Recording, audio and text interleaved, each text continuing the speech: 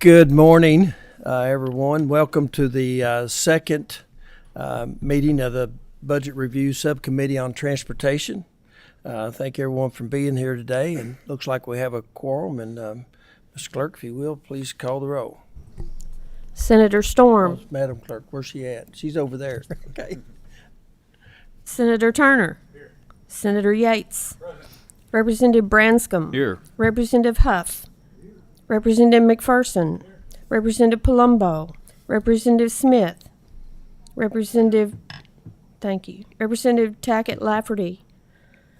Representative Blanton. Here.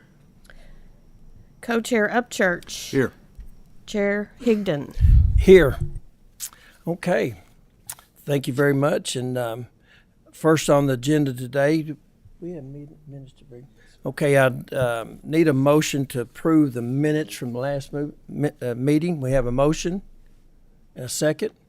All in favor signify by saying aye. Aye. Opposed? The minutes are approved. First on the list this morning, we have public transportation. Vicki Bourne and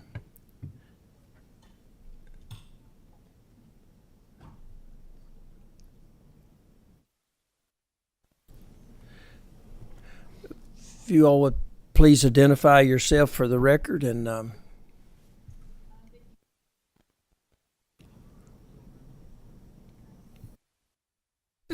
you go. I'm Vicki Bourne. I'm the Executive Director of the Office of Transportation Delivery in the Transportation Cabinet.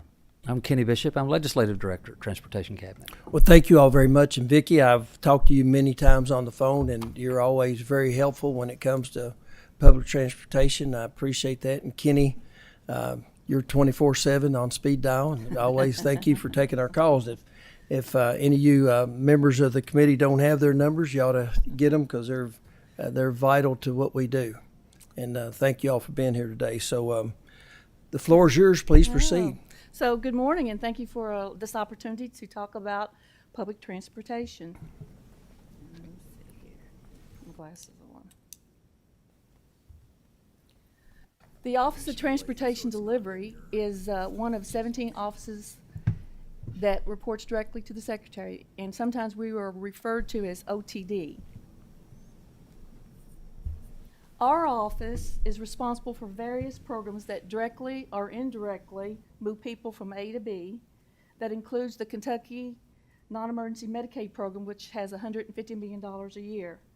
We have the Volkswagen settlement and the non-public school bus, and transportation programs with the Department of Corrections. OTD is divided into two major areas. The Human Service Transportation Delivery, which includes the non-emergency Medicaid and transportation for the Department of Corrections, and the other major area is public transportation. We are responsible for oversight and the securement of federal public transit grants for 94 of our rural counties in Kentucky. Currently, we have $140 million of federal awarded grants for rural transportation projects that includes capital funding for what is called 5310 for our seniors and persons with disabilities, and Section 5311, which is our rural public transit grants that includes capital, operating, and driver training. All these programs together realizes a $315 million annually for our office. The public transit grants includes 100% federal funding for our office employees' salaries, and our administrative cost is 1%. We thank you for this legislative body because we can match both urban and rural areas with our public transit $10 million general fund. Public transit is a surface transportation entity that provides regular and continuing general or specialized transportation to the public. The services includes fixed route, parallel transit, deviated route, demand response, specialized transportation for the seniors and persons with disabilities, and public transit is driven by our federal transit grants, but it does not include taxi, Uber, or school bus, or charter services. So where do we get our money? Where does the federal funds come from? The Federal Highway Trust Fund. The Federal Highway Trust Fund has the highway account which is largely devoted to our construction and maintenance of our highways and bridges. And it receives 84 cents of the gasoline tax revenue. And the mass transit account receives 16 cents. So if you fill up at the gas station and you pay 18.4 cents federal tax, 15.4 will go to the Highway Trust Fund for the highways, and then 3 cents will go to the mass transit account.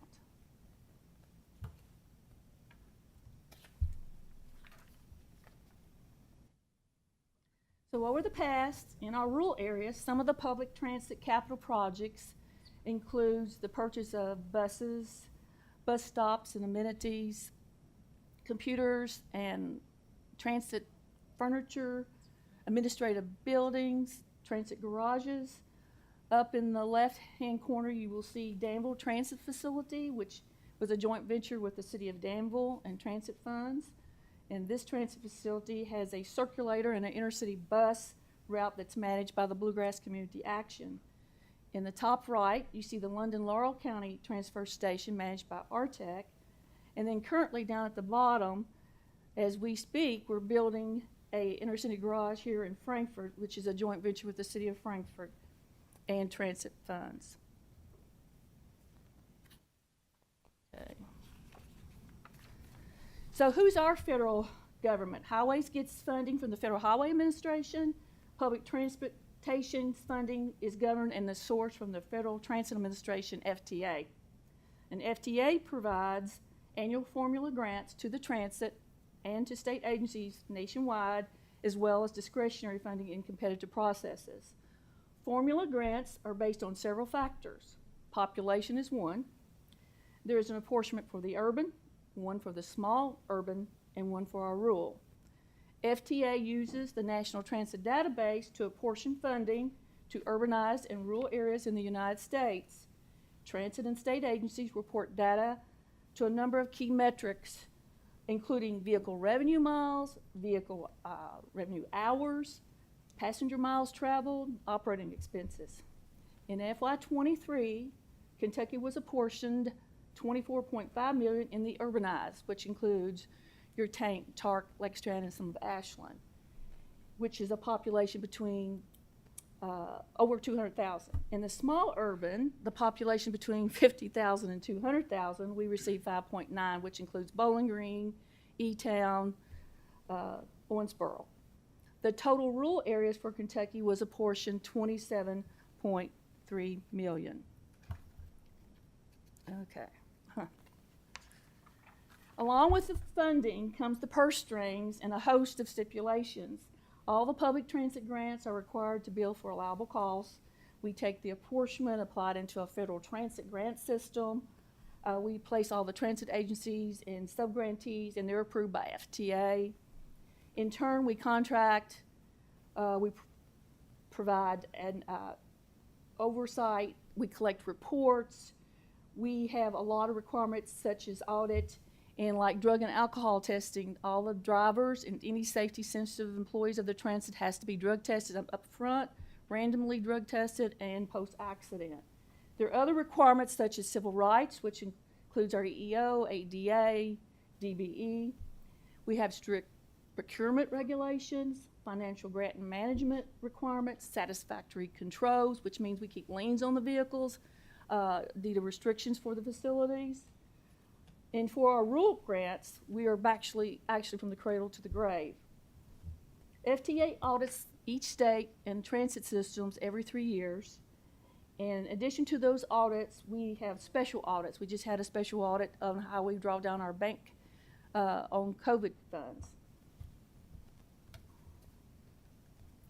Transit Authority of Lexington, Kentucky, and the Transit Authority of Northern Kentucky, and the Transit Authority of River City are what we call the 3 big transit systems in the urban area. They receive capital, pretty much capital only, and their federal dollars do not flow through our office. However, we do match their capital projects, and basically that frees up their local funds for their operating expenses. We also review their metropolitan planning or transit activities through our transit planning grants. So who are our grantees? We have transit authorities, cities and local governments, community actions, private nonprofits, and then we have the area development districts for our planning grants and metropolitan planning with some of these folks sitting behind me from the MPOs. So the transit authorities, for instance, if you take Paducah Area Transit System, it offers a fixed route service from Paducah and McCracken County. It schedules service for medical transportation in 4 counties of the Jackson Purchase area in western Kentucky. It also provides intercity service between Paducah, Mayfield, and Benton. Paducah recently, with the 2020 census, is moving from the rural into a small urban, so they'll have a different grant makeup in the following months. In that same purchase ad area, we have Murray Callaway Transit and Fulton County Transit. We have cities like the city of Maysville, the city of Frankfort, the city of Glasgow. Community actions, some examples of the community actions is Central Kentucky Community Action, which covers Breckenridge, Grayson, Laurel, Marion, Nelson counties. Harlan County, LKLP, which is Letcher, Knott, Leslie, and Perry counties. And then we have the Bluegrass Community Action Partnership. Well, Bluegrass, besides providing demand response for the 11 counties, they also run a circulator in Georgetown and Danville. Nonprofits, we have Louisville Wheels Transportation that covers specialized transportation in Jefferson County, and demand response in surrounding counties like Bullitt, Spencer, and Henry. The big Sandy Valley transportation area is covered by Sandy Valley Transportation Services, which covers Johnson, Martin, Floyd, and Pike, and McGoffin. And they're like the 3rd largest ridership in the rural counties, and they use a lot of services in their local, helping the economy by buying fuel, office products. Rural Transit Enterprises Coordinated, RTEC, does a wonderful job in our southeastern part of the Kentucky. They have about 15 counties, and some of those counties are listed, including Laurel, Pulaski, and Taylor, Wayne counties. And RTEC has a ridership of over 400,000 in FY22 and traveled 4 million miles. And I think they're the 2nd or 3rd largest employer in their region. I mentioned earlier that the apportionments are influenced by population and trip data. And before COVID, in FY19, we had 26.6 million trips.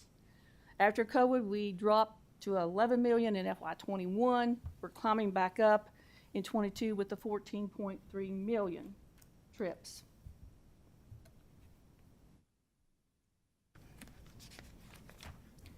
So here comes some good news and bad news. The good news is nationally, FTA agreed to make apportions available for the years for 23 up to 23 based on that 19 ridership data. And Kentucky's funding was based on that trip information of 26.6 million trips, along with the population of the census in 2020, before 2020. For the Rural 5311 grants in FY22, we received $26.9 million in apportionment, and in 23 we received $27.5 million. The bad news, FTA says that our FY24 apportionments will be based on 22 trip data, which is the lower 14 million, and we haven't received those amounts yet. And other factors, of course, is the census, the 2020 census. So our challenge going forward is to try to get our ridership back up and an increased ridership. Also, another challenge is we have a shortage of vehicles. We first started out with our vehicle purchases, and we ran out of chassis. Then we had a problem with the microchips, couldn't get the microchips. And now we've got 50 vehicles pretty much ready to go. I think they even have a VIN number, but there's just one little problem. They don't have any seats, do they? So it's a national problem. And also as a national problem, we have a shortage of drivers. And I think most of our transit providers have increased the driver's salary, but it's a shortage with employees everywhere. So I've saved for every dollar according to a lot of national studies, that we invest in transit, it generates $5 in economic returns, it improves road congestion, community mobility, and health. And we hope when you see the buses and transit in your communities that you'll be reminded of public transportation services. Thank you for your time. Kenny, you have anything to add? I just want to thank Vicki. She's, as you know, Chair, she's an expert on these things, and sometimes I have to ask her to slow down and stop and go elementary ABC on me so I can understand a lot of it. But we feel pretty fortunate at the cabinet to have her on board, and I think she's exhibited the need and she's exhibited the true value of public transportation. So I want to thank her and thank you for the opportunity. Vicki, I would thank you also. You run I guess one of the largest transportation systems in the around, and you touch. Is there any county that you do not have service in? We have some type of service in about every county. There's a few counties in central, lower central that we do not actually have service, and they haven't made application yet, but there's interest there. So we feel like we might get some interest in the next application process.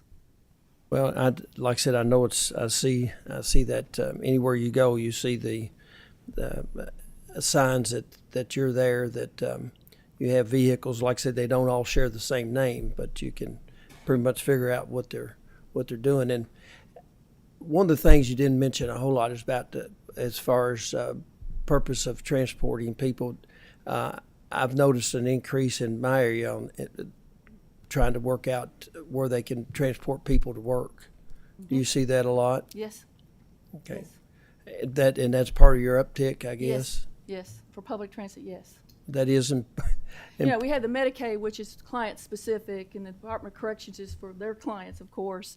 But public transit is for work. You get people to work. It's in COVID. I think a lot of people that actually went to work was, your hospital people. They had to get there. The janitors had to get there, and so people had to get to dialysis and cancer treatments. Even during COVID, we had to, and we lost some drivers during COVID. But yeah, it was a challenge.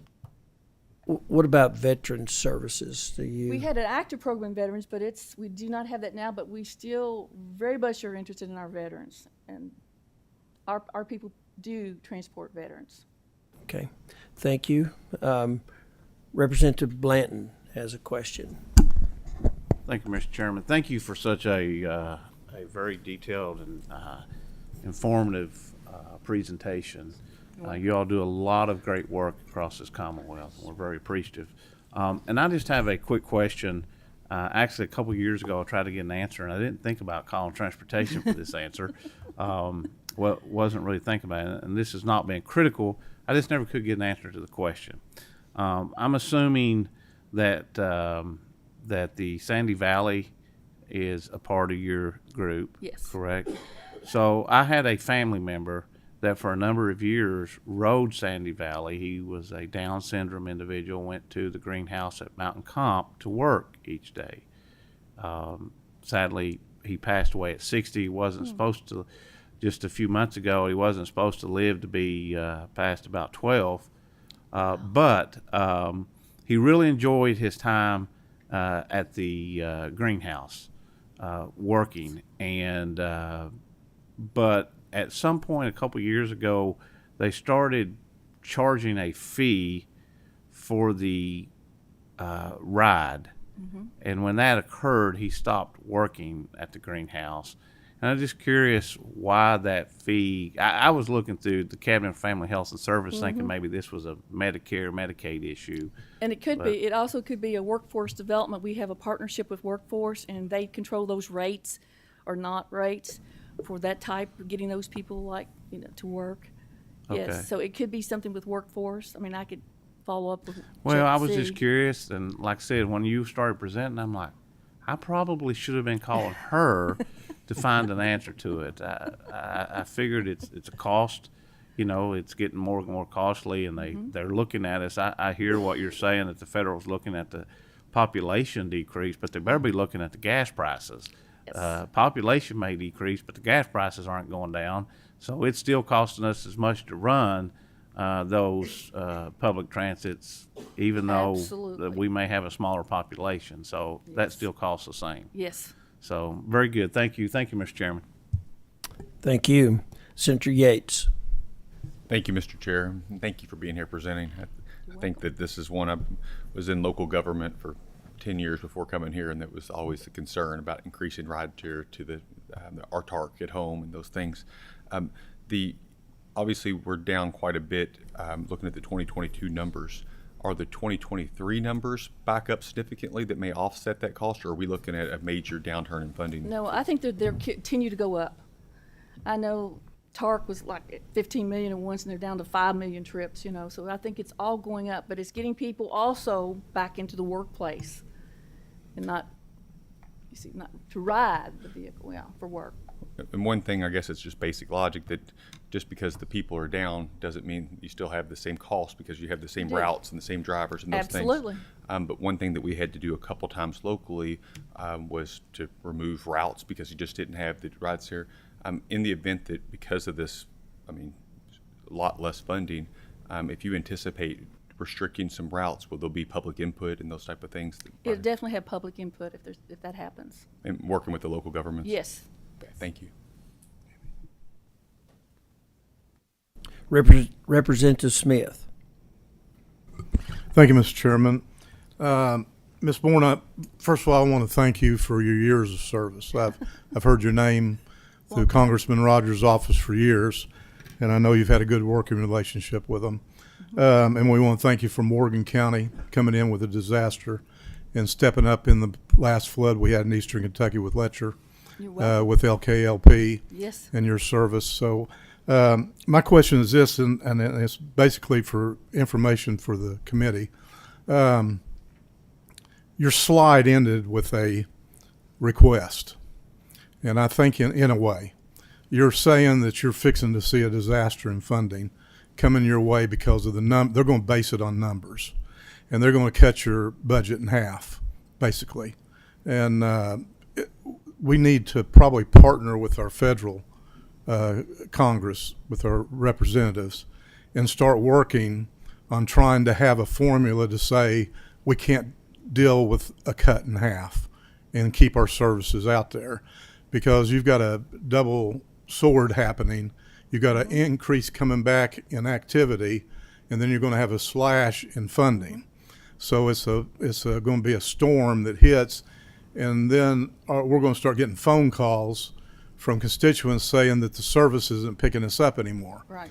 And you're going to be bombarded, and you're going to be headached with trying to say, because you can't fix something in Washington in the year that you're looking for it. Right now, they're working on budgeting for October.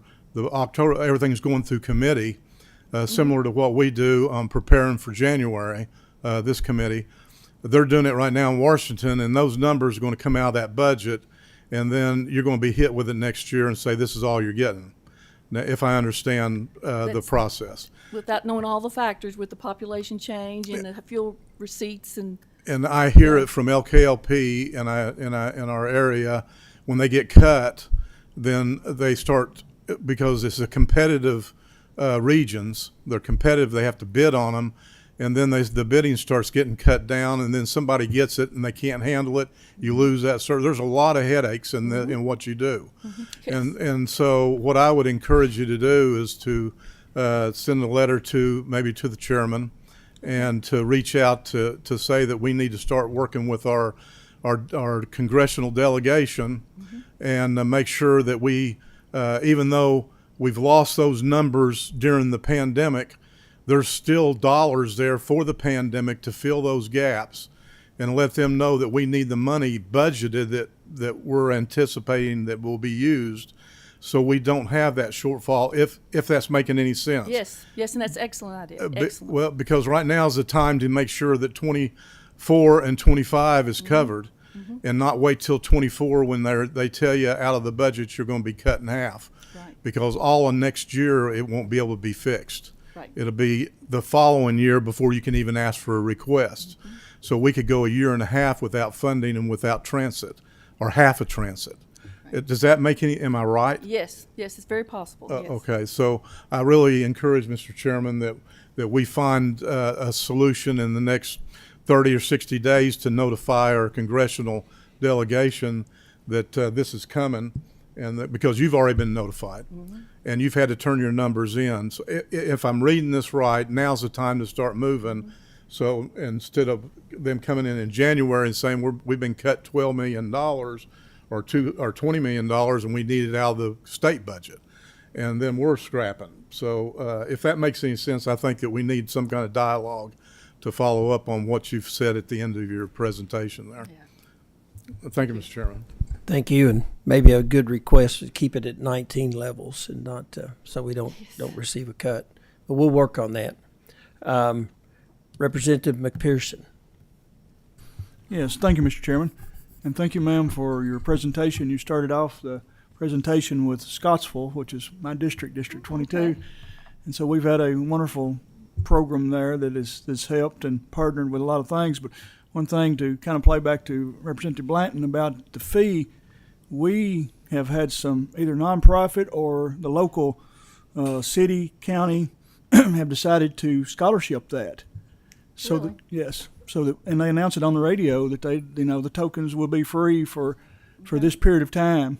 So I think there's a possibility of some either maybe public entities putting in to make sure that happens, Wonderful. and even maybe some of the places that you're going and dropping off at the jobs.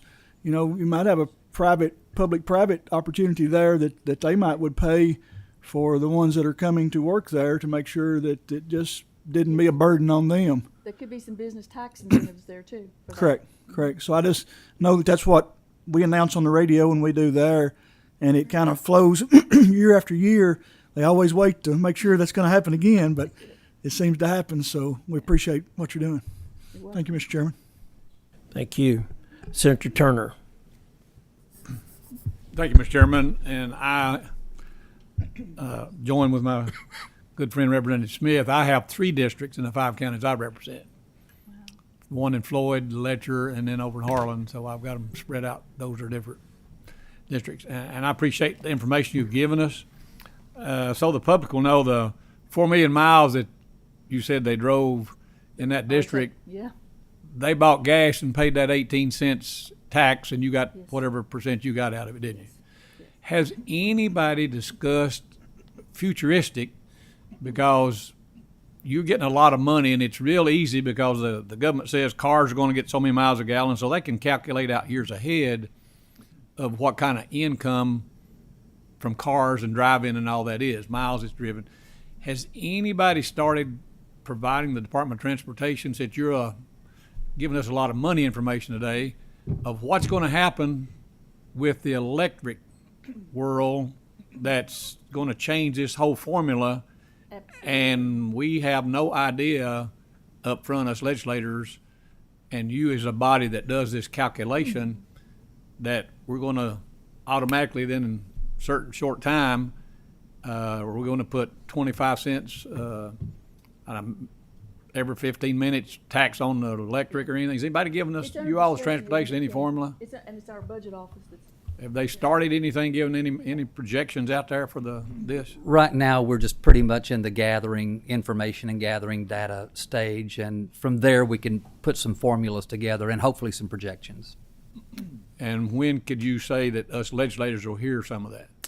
Well, when we feel pretty good about when we feel confident about the information we have, but we'll certainly remain in touch. I mean, is that 1 year, 2 years, or do you know yet? I'd be afraid to put a timeline on it. Okay. I get asked that from the public. So Sure. everybody knows you get roads fixed by paying gas tax. And they're Our buses complaining don't about, pass. especially Eastern Kentucky, them counties I represent from this flood and stuff. Get us some roads fixed from, we're paying that gas tax. It's And certainly then everybody's- valid. It's certainly valid. Yes. Thank you, Mr. Chairman. Thank you all for all the information you're giving us. And I appreciate all the department that's providing us this information. We've got to just keep asking and working with you all. Yes. Thank you very much. Thank you. Thank you, Senator Turner. Vicki, one of the things you oversee is the non-public school funding. Yes. How was that distribution? I think Currently, it's $3 million. Well, the budget is 5 million, but they only come in, I have the person does my public, non-public, it's 3 point, what was it? 3 point what? 3.2, those fiscal courts asked for this time. They didn't ask for the whole budget. Wow, that's Yeah. unusual, isn't it? Yes, they're very much, usually we have to do a percent but no, they didn't come in for all of it. Okay, well, that's interesting. Yeah. Seeing no further questions, Kenny and Vicky, thank you all thank you, and Vicky, thank you for the work you do. It's You're welcome. I know you're always available, and Yes. seems like anytime there's an issue, you get it solved for us. So Thank you. we certainly appreciate it, and committee members take note. Like I said, if you get a call about they won't pick somebody up, call Vicky.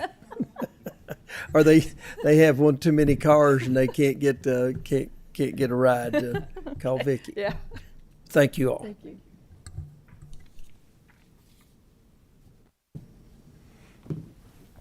Next up are MPOs.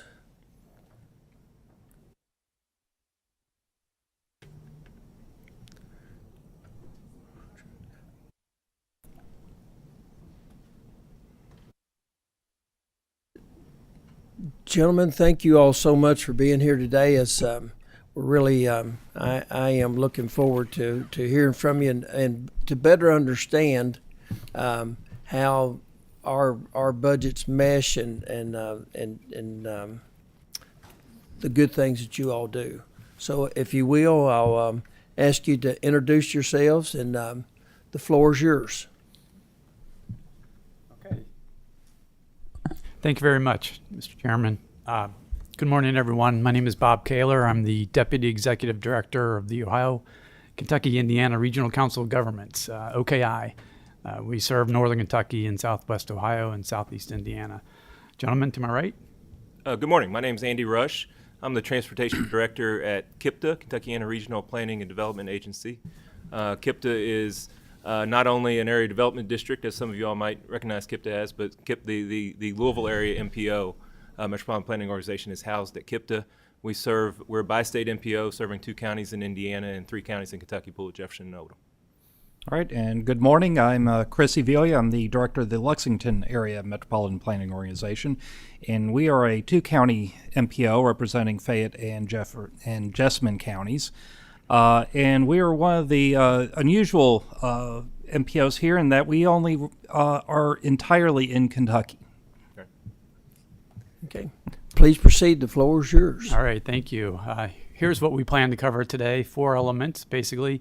What a Metropolitan Planning Organization, or an MPO, is, the assets and the things that we bring through our transportation planning process, some of the requirements both from the state and the federal side of things that we must accomplish, and then how we accomplish those things, and some of the funding elements, and so on and so forth. So sit back and enjoy. First, what is an MPO?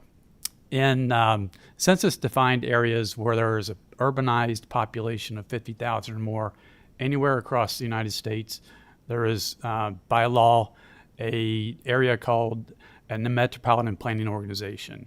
So 50,000 or more. So it's really not changed since I've been part of the MPO process, almost 37 and a half years ago.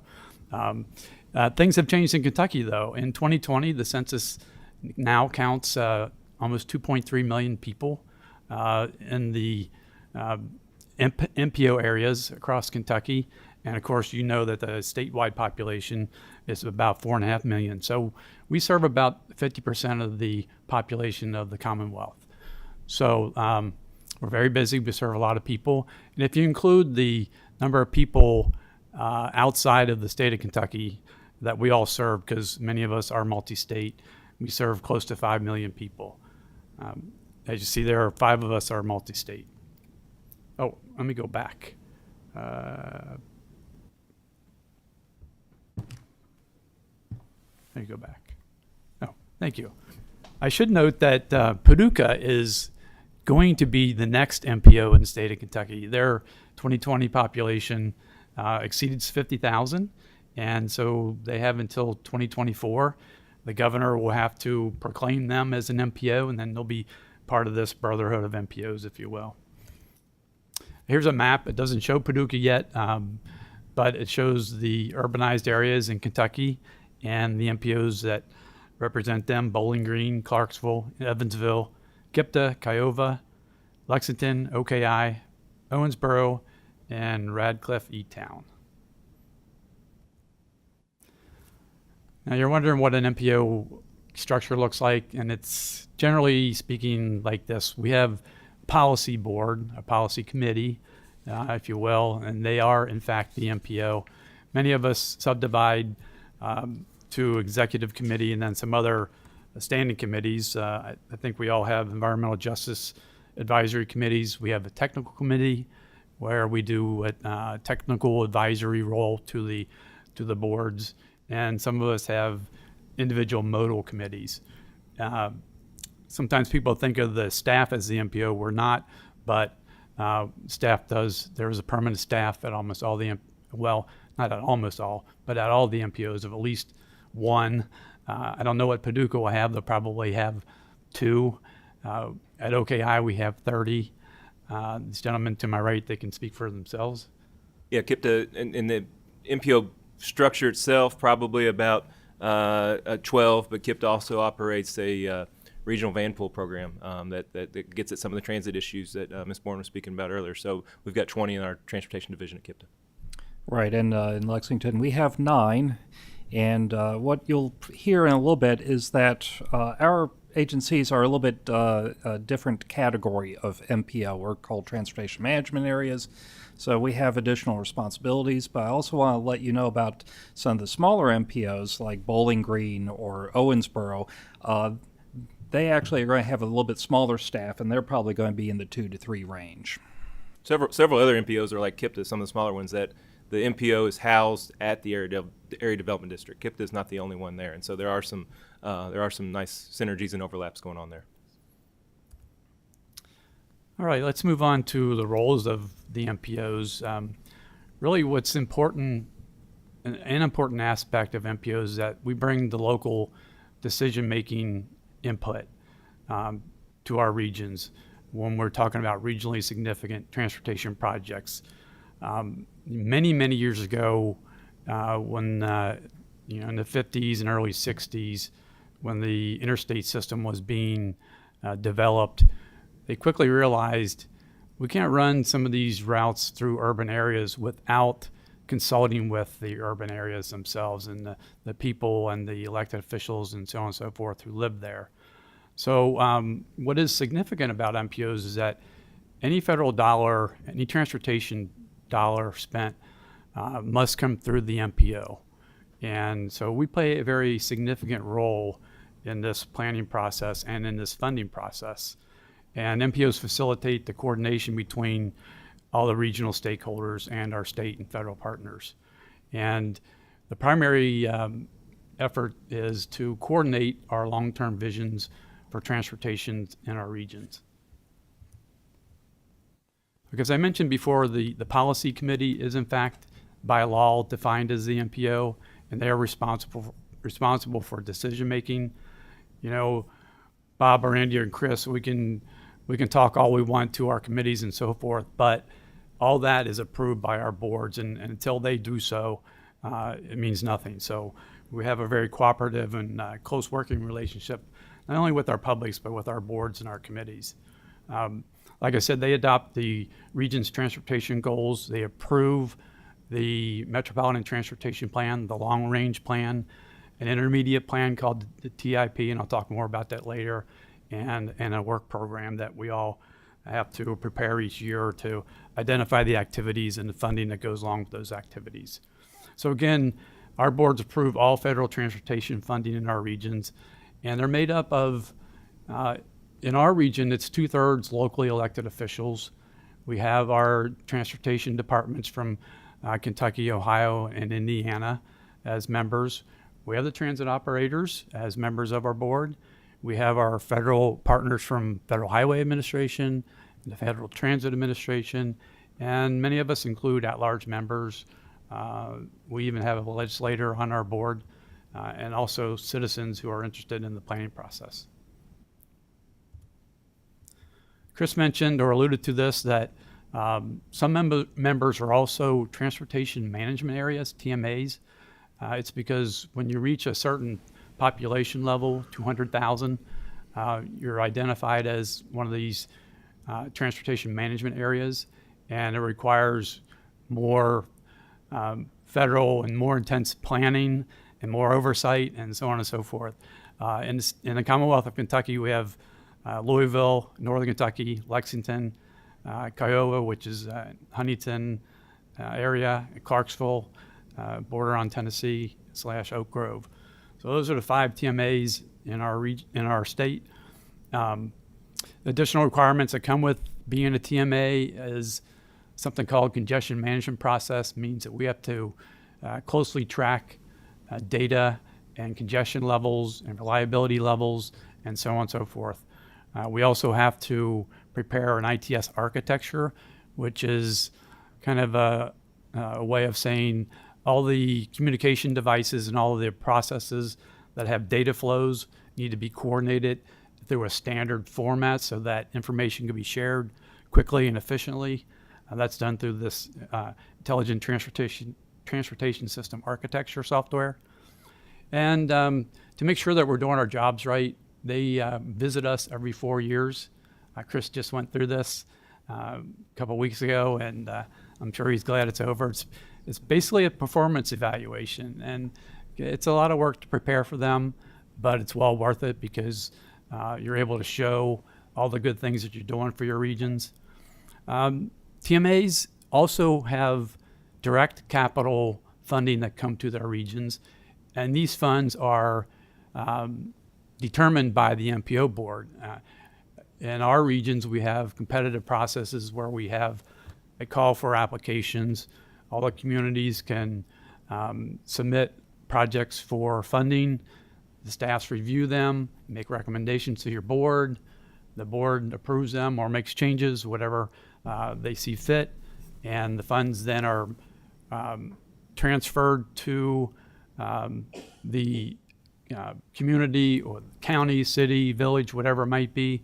And the state DOT, in our case, the cabinet would provide oversight to make sure that the federal requirements for design and environmental documents and all those kind of things are taken care of. So again, only TMAs get those. There is one exception though, you see on the last line there, non-TMAs receive a new fund type called carbon reduction. And those are kind of, if you're familiar with congestion management, air quality funds, CMAQ funds, they're very similar to those. They encourage investments in non-motorized travel, and those are new with the bipartisan infrastructure law that was signed by President Biden November 21, is that right? Yeah, 21. Okay, a little bit more about some of those federal requirements. So the feds give us money to do planning and programming and so on and so forth. They also require that we prepare a Metropolitan Transportation Plan. Some places call it the Long Range Plan, MTP, various names. Anyway, you have to do this in a way that looks out at least 20 years. In our case, 2050, includes all the modes, all the surface transportation modes. Is fiscally constrained, meaning that we have to identify funding that would be reasonably expected to be available. It can't be a total wish list. Of course, there are assumptions when you come to projecting revenues and expenses, 20 years down the road, but we do it, and I think we do it quite well.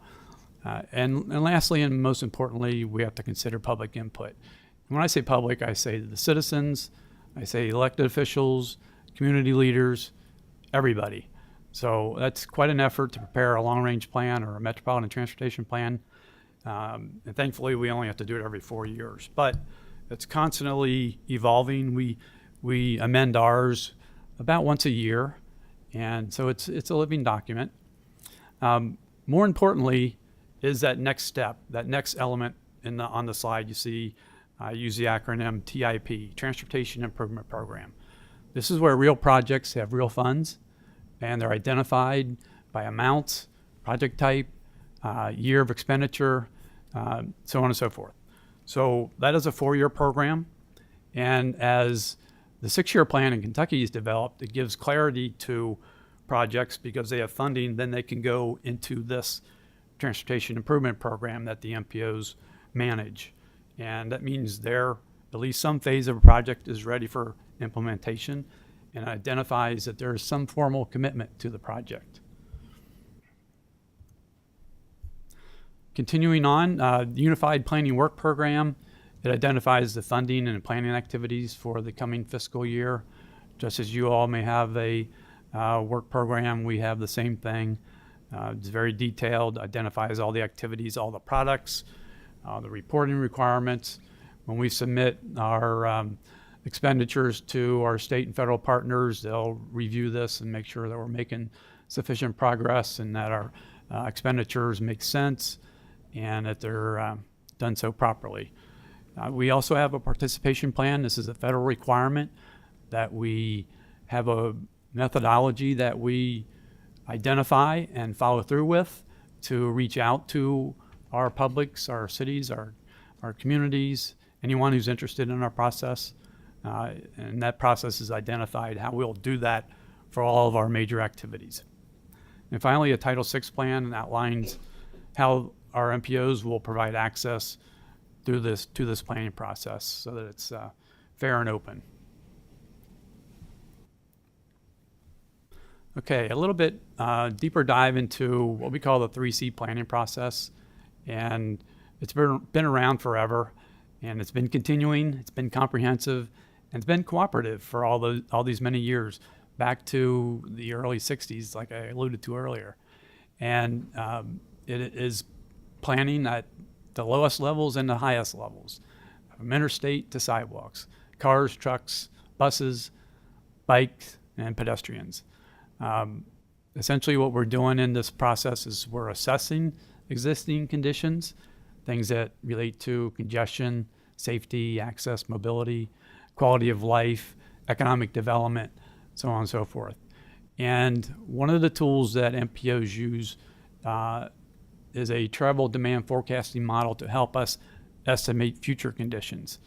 We do this with mathematical relationships and travel surveys and so forth in conjunction with where people live, where they work, where we predict they'll live, where we predict they'll work, et cetera, et cetera. And it provides a glimpse of what demand will be in our systems. So we have the supply side, which is our networks, our bus systems, our highway networks. We have the demand side, which is people's need to travel. So combine these mathematical relationships help identify where some potential weaknesses may exist either now or in the future. Today it's easy to kind of monitor that because we can do traffic counts, because we can see how many vehicles are out on our roads. We can see what kind of loads are on our transit vehicles, so on and so forth. So that travel demand model is a very useful tool. Other planning process activities include comprehensive plans. They help us identify projects, small area plans, and corridor plans. All of us here have done individual county transportation plans. We've done corridor plans. We've done analysis of BRT, bus rapid transit routes, or rail transit routes, et cetera, et cetera. All those things help us identify potential solutions to the need to address transportation. I already mentioned congestion management, so I won't touch on that anymore. Projects have done feasibility studies, or communities have done feasibility studies. MPOs have done feasibility studies. These help identify good projects versus maybe not so good projects. Bicycle and pedestrian plans is just unbelievable how the curve has ramped up in recent years.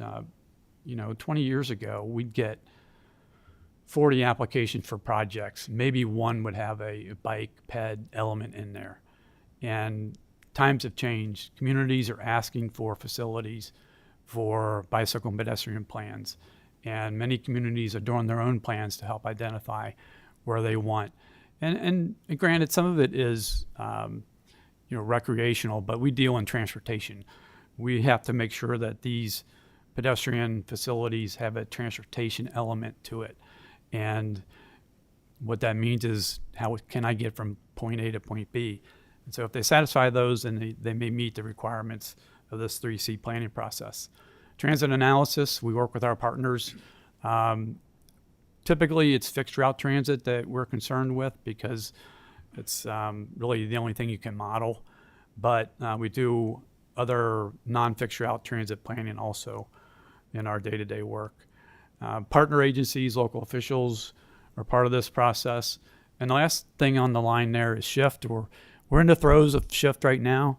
Back in the spring, we worked with our communities to identify projects that we want to put into this process that are worth scoring.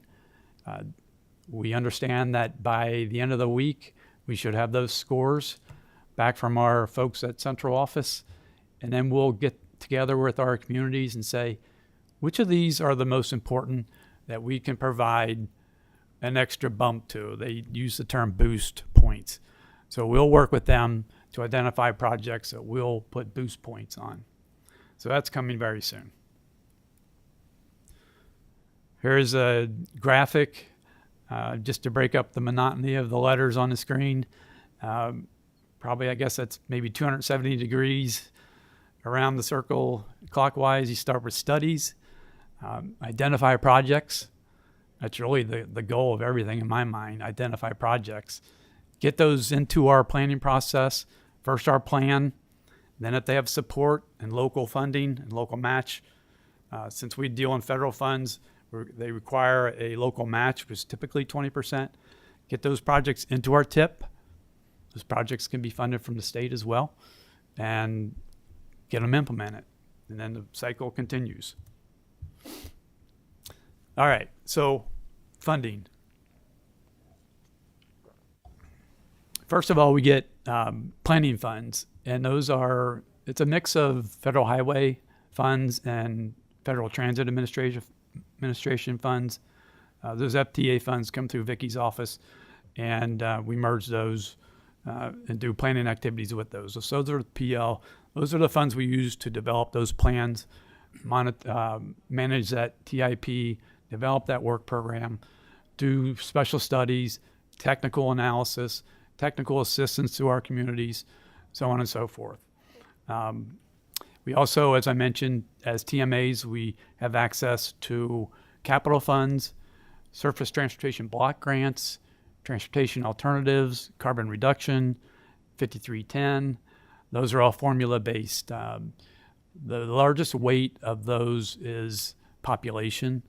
So let's imagine that Kentucky gets some number based on urbanized population, proportion of the nation. OKI's urbanized population gets a portion of that based on our urbanized population as a part of the state of Kentucky's urbanized population, so on down the line for all the other MPOs in the Commonwealth of Kentucky. So that's kind of how that works. This year with the BIL, or last year with the BIL, we realized an increase of about 20%. And that's just with those formula funds. Not included in that are several new discretionary, in other words, competitive programs. A lot of them have to do with EV charging, Safe Streets for All, Protect, which is one that tries to build in resiliency in our transportation networks, reconnecting communities, carbon reduction. So there are more than that, but those are the major ones, and those are ones that have rolled out most broadly, I guess, is the best way to say that. And the BIL did continue the existing programs, most continuing programs. I don't know that I can speak to any ones that have been discontinued. Maybe you guys know of. I believe so. Okay. All right, good. As I mentioned, 20% match is typical. There are some exceptions, but I won't go into those. They're so minor that it's not worth talking about.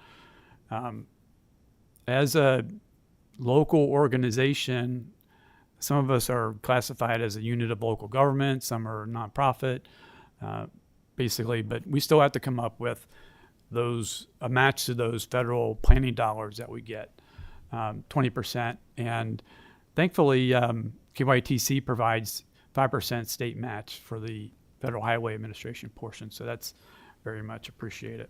It's important to note that not all states do that, by the way. It is a by-state MPO. Indiana does not provide that. Kentucky does. Well, they're backwards in Indiana, but we won't talk about them here. Okay, some other activities. OKI serves as a regional council in addition to an MPO. So MPO is mostly transportation, land use, and things related to transportation. MPO, or Regional Council of Governments, which is what we are, use local funds to do some other regional planning activities, some green space planning, water quality planning, anything that doesn't fit underneath the federal transportation umbrella. And I think some others do housing and urban development, so on and so forth. I don't know, gentlemen, do you have other activities that you might think are worth mentioning? Well, at KIPTA, we do the wide services that most area development districts do, which certainly includes social work type activities. KIPTA as an agency has actually, far more social work presence than they do a transportation presence. We also work with local governments through our public administration services or community economic development department. Right, in Lexington we're a little bit different because we're actually housed within the urban county government and within the Division of Planning. And so we actually have a lot of interaction with the efforts that the Division of Planning is engaged in, such as development of the Regional Comprehensive Plan, small area plans that they may be involved in, a kind of site plans that come in through their development process, development plans, and they do consult us whenever there's a transportation question, especially access to a particular piece of property, making sure that that's addressed satisfactorily. But that's a little bit different from some other MPOs. And I think one of the statements our national organization uses is that if you've seen one MPO, you've seen one MPO because we're all unique and different. Yeah, good point. OKI is not co-located with the ad district. They do separate and distinct activities, but we do coordinate with them. And thankfully, they handle some of those things that they're better at than we would be. So, yeah, it is. I work with MPOs in all 3 states, and Chris is right. Literally, we're all so very different, except for those core products that we do. We have a very large board at OKI. It's 119 members, and when we meet, it's just unbelievable, the activity, the buzz in the room, and they're very active. I know their MPOs are very active as well. Not quite as large as far as the board goes, but being a tri-state MPO, we are very large. And it provides a good platform for us to provide technical services to our local communities, our state agencies even, and federal agencies. One of those things that I know we all 3 do very well is because we need to. It's geographic information systems, GIS. We have collected data. A lot of it is street centerline based, so we have to collect data from all our different counties and synthesize that into one system and manage that. And there's all kinds of different levels of that going on. Traffic forecasting using the travel model, as I mentioned, is a big activity. And then we work closely with the Census Bureau to identify their products and help get those information sets to our communities. And that's all I have. I'm sure you have questions. Again, Bob Kaler from OKI, I thank you for your time and for the invitation to speak. Again, Andy Rush, thank you. Thank you for the opportunity. And Chris Avila, and one thing I'd like to add is that please consider ourselves a resource for information. Certainly. Whenever you have a question, especially during the session that may involve transportation, we're more than happy to assist you with that.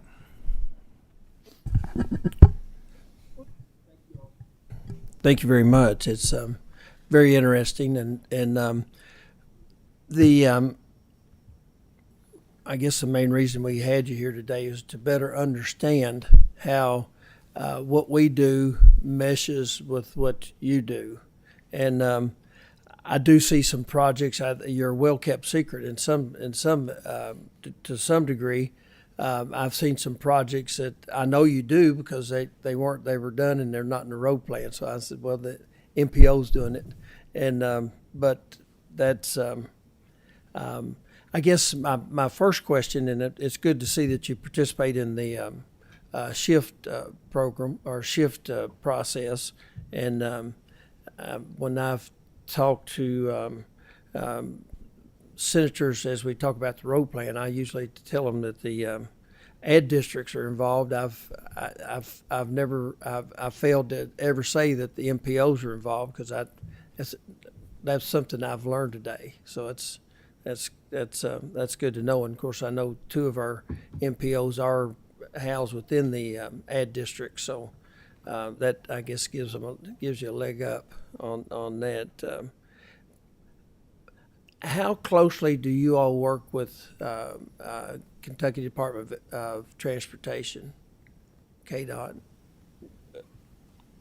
I'll start with that. Regularly, all the time, on the phone with somebody either at the district level, because keep in mind, as Bob mentioned, those projects that are funded through those dedicated funding programs, as we call them, at the MPO level, the oversight of those projects is handled at the district level, the highway district level, District 5 in Louisville, and there's 12 districts across the state, of course.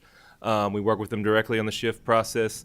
I think the 3 of us will be heading across the river this afternoon to a quarterly meeting and dealing with the planning staff over there, and so it's regularly and continuous. On the shift process, the MPOs are allocated a certain number of these boosts and sponsorships. So the ads and the MPOs are. So those agencies that are both, KIPTA is both an MPO and an ad. There's a number of those boosts assigned to KIPTA, and there's a smaller number, admittedly, for the rural KIPTA counties for the boosts in the rural areas. I believe that's the same with the other MPOs that are co-located. Okay. Well, when we see the road plan, we really don't see what the MPOs are doing. We don't know how you mesh with what we're doing, or a funding that you might have in our plan that's something that you funded that maybe you did design and we're doing the follow up, doing the rest of it. How do we and those shift points? We hear from a lot of people that participate in shift. How do you all? Of course, I know when you communicate with the Transportation Cabinet when they do their version of the budget. And of course, it comes to Chairman Upchurch. He does his version of the budget in the House, and then it comes over to the Senate. Do you all typically communicate your, the projects that you're watching or that you've scored high in the shift? Because looking at shift, we don't know where those numbers come from. Yeah, let me first start off by saying that before a project ever enters the shift process, there is a lot of work that has occurred at the MPO level in advance of that to identify that, yes, there is an initial need, and that this is something that our citizens and the people that we represent have said we need to be working on. And so that enters into the sponsorship process that we conducted earlier this year. And there's a lot of coordination that goes on with the Transportation Cabinet within our region to get to that point. So much so that we almost kind of feel like we're on the staff of the other agency. But from there, there's a lot of additional communication to identify, well, what are the most important of these priorities? Because I think we had in Lexington something like 32 sponsorships we were allowed to have, but we only have 10 booths. So we have to have a lot of conversation about which are the ones that are really the most important priorities to communicate as part of that process. And so that's where our policy board comes in. And as Bob mentioned, each of us has one of KYTC staff on the policy committee to help guide us through that process. And then we also have technical committees, which are our subject matter experts, to help us with that process as well. I'd echo everything Chris said, and then also for the Boost sponsorship, there's plenty of sponsorships to go around. That was the process in the spring, right? And we coordinated with District 5 level at the KIPTA offices. Hey, are there any extra projects that you want to see sponsored that didn't get sponsored on their list? And we were able to accommodate that in somewhat similar fashion here in the next 4 to 6 weeks with the Boost process. It's a benefit to each of these projects to get what they used to call, I think they still call it this, a turbo boost. A turbo boost is when KYTC boosts, right? That gives the project, I think it's 10 more points in this current iteration. And then the ads and MPOs can also boost it. That boosts it 20, it boosts it doubly. And so it makes a lot of sense in a lot of cases if it's a project that our policy committee believes in, and it's a project KYTC believes in, that those turbo boosts, if you will, are an important step to get that project highly rated. One of the shortfalls of the shift process is and I've complained about this, but it's still typically that process is started while we're in session, and we're not actively involved in that, so we have no idea what your priorities are. So my ask, and from this meeting today, my ask would be that you share with, each of the representatives and senators, projects in their area that you think it's a priority. Because, when it comes to us, we're doing the budget process. And and I've asked the Transportation Cabinet this also, and I'll continue to ask. There's no shift scores on those projects in the road plan. I mean, we have the shift book, but trust me, when it gets down to doing the road plan, there's not a whole lot of time to go digging through finding the number in the shift book and coordinate it with the number that we have. So we would like to work closely with you and to understand more about what you see as priorities. Like I say, we hear from our mayors and we hear from our county judges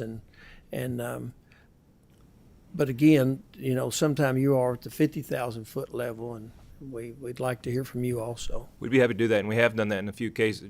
Brought representatives, senators into the office and a map with the projects in their districts, and to talk about what's out there. What are these long range projects? As Bob mentioned, these long range plans are going out to 2050. Well, that's not highway plan, not yet. It's getting close, and it's not a TIP project. The TIP is 4 years. Got to have your funding. Got to bring your funding to the table, and so we'll be happy to do that. Okay. Kenny, you stepped out of the room when I was asking about what the things that I asked the Transportation Cabinet to do, and one of those issues is most of the shift is done while we're in session, and a lot of us are just not privy to getting that grassroots information. We do hear it back from the judges and the mayors. The other thing is when we get the transportation, when you all send your plan over to us, there's no shift scores on any of those projects.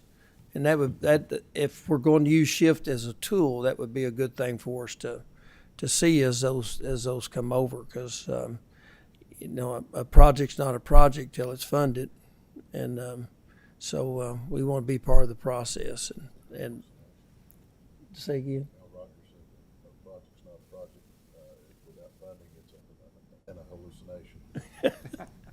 Did you hear that? He said, Hal Rogers says, a project's not a project till it's funded. It's just a hallucination until it's funded. So we don't want any hallucinations, I guess, in our budget. And really, thank you all for being here today. I don't see any questions right away. I do have a couple more I've written down here. Let me look at budget-wise. How do, I guess, by population, the feds determine what each MPO receives in funding? Is that how you're funded? Yes, sir. And I asked you about coordination with the Department of Transportation, you're closely knit with them. Certainly. And we talked about the shift. I think that's basically, I guess, again, there's 6 MPOs in Kentucky. Let's see, you said there's Bowling Green, Ashland. There are 9, or there's going to be 9. Okay. With Paducah. Paducah will make 9. Okay. Do I have that right? 1, 2. So, members take note, you 1, might 2, be 3, in, 4, 5, your 6, district might be 10. part of an It'll make 10. MPO. Excuse me. Yeah. Okay. No questions. Thank you all very much for your presentation. It's been an honor to have you here today and to know more about MPOs. We hear about you all the time, and it's good to know. And please communicate with us, because we are interested in what you have to say. We'll do. Thank you all. Thank you very much. Thank you. Thank you. Seeing no further business, we have a motion to adjourn. And we are adjourned.